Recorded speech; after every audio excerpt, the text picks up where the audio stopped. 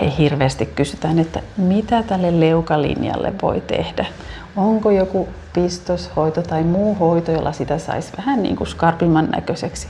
Kun se ikä alkaa tulemaan, ne kudokset sieltä laskeutuu, niin monen alkaa häiritsemään just tämä tämmöinen hamsterin pussi täällä tai löysyys tuolla leuan kärjen alla tai jotenkin, että tämä leukakulma täältä vähän niin kuin katoaa. No, vastaus on, että täällä niin kuin esteettisten pistoshoitojen, laitehoitojen puolella niin ei hirveästi pystytä tekemään. Et jos sä haluat semmoisen dramaattisen tuloksen, niin se on sitten kirurgin heiniä. Jos sä haluat jotain kevyempää, niin toki niitä voidaan tehdä. Eli esimerkiksi botuliinilla voidaan vähän niin kuin lamata sitä alaspäin vetävää vektoria täältä, joka pikkasen keventää sitä leukalinjaa. Täyteaineella voidaan joissakin tapauksissa pikkasen täytellä vaikka tätä pre-jowl-sulkkusta tuosta tai täältä takaa. Usein se ei kannata, jos on muutenkin jo raskaat alakasvat, koska se tuo aina lisää volyymiä sinne kuitenkin.